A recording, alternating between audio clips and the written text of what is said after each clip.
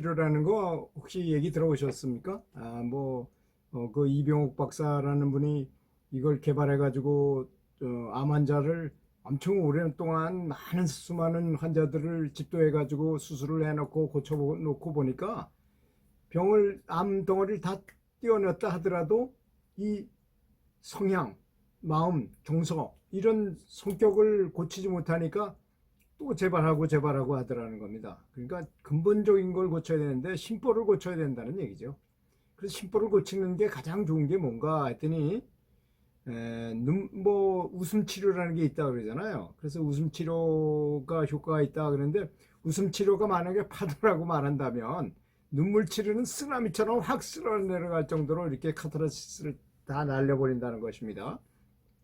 그래서 고치기 어려운 환자라는 사람은 이제 말기에 암이 걸려있는 그런 사람이 아니라 감정이 말라버려서 돌처럼 굳어진 사람이라는 것입니다. 아무리 웃겨도 웃지도 않고 아무리 울려도 울지도 않는 그런 사람이죠, 말하자면.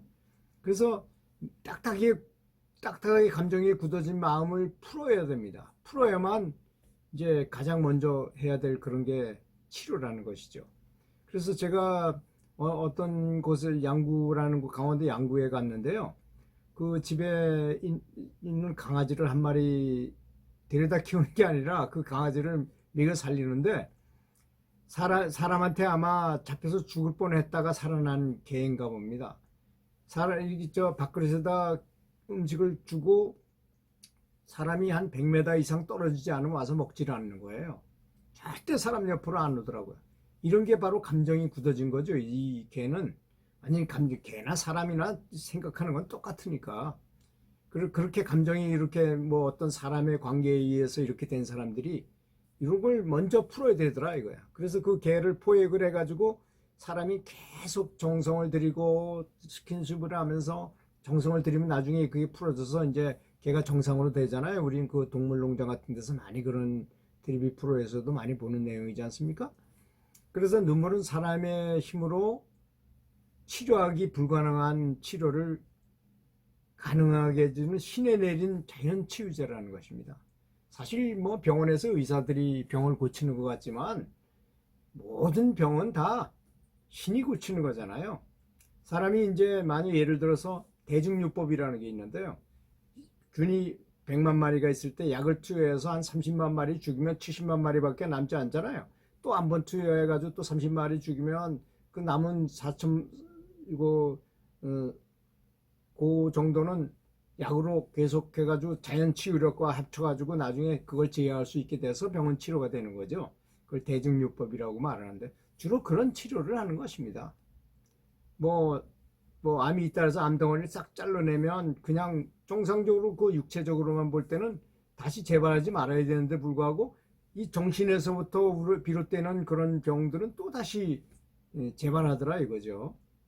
그래서 환자들이 고통스러운 감정을 쏟아내면서 마음껏 목 놓아서 아주 크게 울부짖듯이 울게 하면 많이 울고 크게 우는 환자들이 회복과 치유 효과가 훨씬 더 빠르더라는 것입니다. 그 잘 알려진 웃음 치료도 효과가 있잖아요. 이걸 병행하는 것이 가장 효과적이라고 합니다. 그런데 이제 이거 계속 오랫동안 해보니까 감동으로 하는 눈물 치료가 더 효과적이더라 이거죠. 그 미움, 원망, 슬픔, 절망 같은 나쁜 감정들이 이 마음의 독소로 쌓여가지고 이것이 면역력을 떨어뜨려서 결국은 그 암세포를 만들게 된다는 거죠. 그놈들이. 암은 사연의 병이라 그래가지고 암 걸린 사람 치고 그런 사연이 없는 사람이 없어요. 다 어떤 스트레스를 받은 것이 쌓여서 극심한 스트레스에서 시달린 경우가 암이 발생한다는 것이죠. 그래서 마음의 병을 치료한다는 것은 아주 중요한 일입니다.